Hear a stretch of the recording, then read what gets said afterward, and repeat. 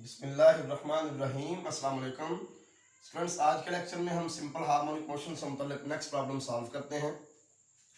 The maximum velocity that a particle executing simple harmonic motion of amplitude A attains is v। कहता है अगर हमारा particle जो है उसकी मोशन सिंपल हार्मोनिक मोशन है और उस सिंपल हार्मोनिक मोशन का एम्पलीट्यूड a है, तो जो मैक्सिमम वेलोसिटी है ना हमारे पार्टिकल की वो v है। If it is disturb in such a way, अगर हम पार्टिकल की मोशन को डिस्टर्ब कर दें, पार्टिकल को डिस्टर्ब कर दें in such a way that its maximum velocity becomes nv, कि इसकी मैक्सिमम वेलोसिटी v की बजाय nv हो जाए। Find the change in amplitude and the time period of motion. तो कहता है कि एम्पलीट्यूड में बताओ क्या तब्दीली आएगी और टाइम पीरियड में क्या तब्दीली आएगी इस डिस्टर्बेंस की वजह से। बड़ा आसान सा इसका सोल्यूशन है। We know that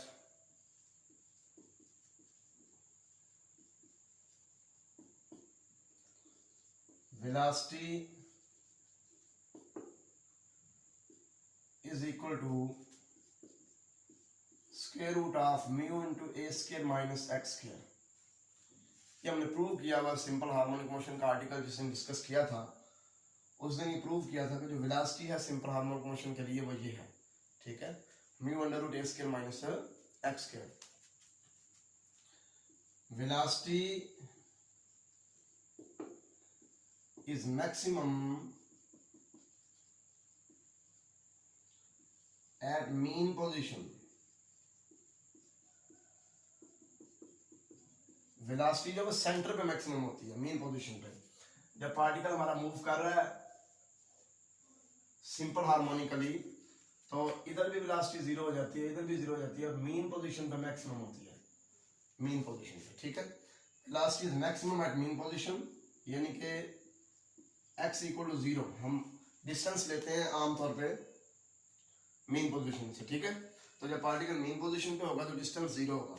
velocity is maximum at mean position, यानी कि x इक्वल टू जीरो पर वेलोसिटी मैक्सिमम होगी। देयरफॉर ये जो कैपिटल V यूज हुआ है ये मैक्सिमम वेलोसिटी के लिए हुआ है, ठीक है।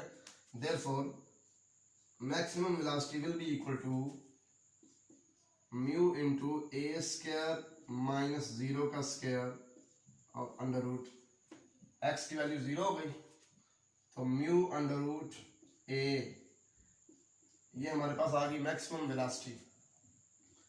इसे आप कह दें इक्वेशन नंबर 1।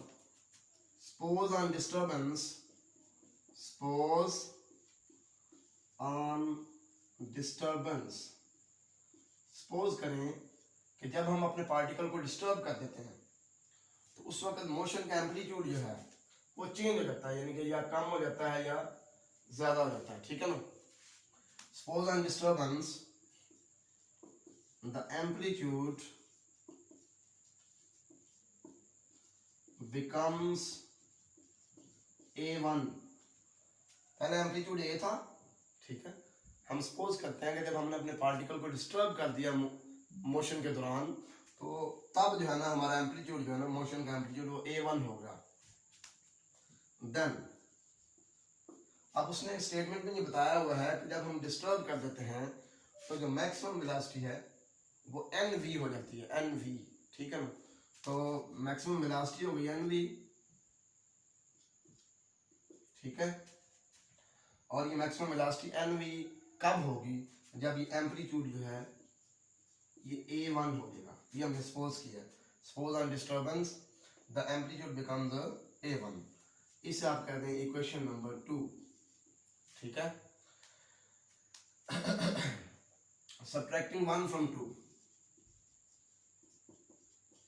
सब्ट्रैक्टिंग 1 फ्रॉम 2, 1 को 2 में से सब्ट्रैक्ट करें, nv minus v, left hand side में से लेफ्ट हैंड साइड माइनस होगी, राइट हैंड साइड में से right hand side. Mu under root a1 minus mu under root a,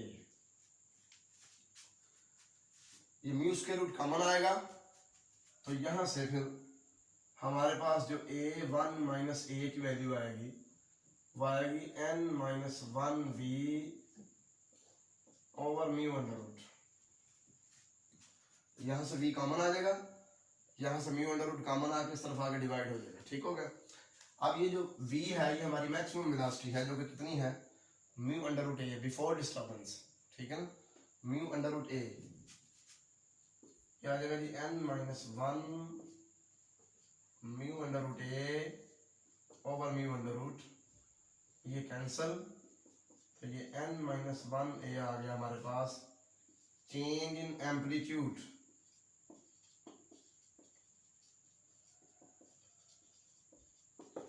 यानी कि जब हम डिस्टर्ब कर देंगे पार्टिकल को तो एम्पलीट्यूड में जो चेंज आएगी, देखिए ये फाइनल एम्पलीट्यूड है डिस्टर्बेंस के बाद, ये इनिशियल है डिस्टर्बेंस से पहले, तो दोनों को माइनस किया, ये चेंज आ गई।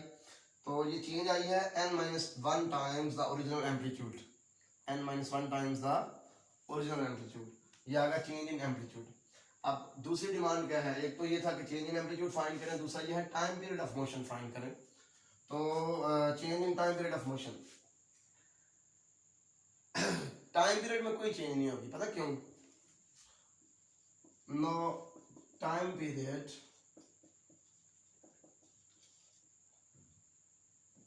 Is t equal to 2 pi over mu under root. तो टाइम पीरियड की जो वैल्यू है ना हमारे पास, इसमें ना कहीं एम्पलीट्यूड का जिक्र है ना कहीं वेलोसिटी का जिक्र है। तो इसका मतलब ये है कि ना तो टाइम पीरियड एम्पलीट्यूड पे डिपेंड करता है ना वेलोसिटी पे डिपेंड करता है। ठीक है, तो जब हमने डिस्टर्बेंस की है तो उससे एम्पलीट्यूड चेंज हुआ है और वेलोसिटी चेंज हुई है, तो टाइम पीरियड पे कोई फर्क नहीं पड़ेगा क्योंकि टाइम पीरियड वेलोसिटी और एम्पलीट्यूड पे डिपेंड नहीं कर रहा। ठीक है, as time period does not depend upon amplitude and velocity, so time period will not change, time period will not change, disturbance के बावजूद टाइम पीरियड चेंज नहीं होगा। तो ये क्वेश्चन था, बड़ा सिंपल सा, मुझे उम्मीद है आप समझ चुके होंगे। अगर आपको मेरे लेक्चर्स पसंद आते हैं तो आप दोस्तों के साथ शेयर किया करें, अगर आप चैनल पर नए हैं तो सब्सक्राइब करें ताकि मेरी जो वीडियोस हैं, मेरे जो लेक्चर्स हैं वो आप तक पहुंचते रहें। अल्लाह हाफिज़, अस्सलाम वालेकुम।